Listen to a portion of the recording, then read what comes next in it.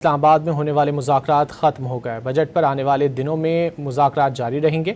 پاکستان نے آئندہ مالی سال پرائمری سرپلس کا ہدف 2% رکھنے اور مہنگائی کو کنٹرول کرنے کے لیے سخت مانیٹری پالیسی برقرار رکھنے کی یقین دہانی کرائی ہے۔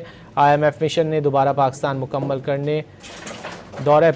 مکمل کرنے پر اعلامیہ جاری کر دیا۔ اعلامیے کے مطابق IMF وفد نے 13 سے 20 مئی تک پاکستان کا دورہ کیا۔ مذاکرات میں حالیہ معاشی پیش رفت، اصلاحات پر عمل درآمد اور آئندہ مالی سال کے بجٹ پر مذاکرات کیے گئے۔ دورے کے اختتام پر IMF مشن چیف نے جاری بیان میں کہا ہے کہ پاکستانی حکام کے ساتھ حالیہ معاشی پیش رفت بشمول مشرق وسطی تنازع سے پیدا اثرات، آئندہ مالی سال کے بجٹ کی تیاری، توسیعی فنڈ فیسلٹی اور کلائمیٹ فائنینسنگ پروگراموں کے تحت اصلاحاتی ایجنڈے پر پیش رفت کے حوالے سے تعمیری بات چیت ہوئی۔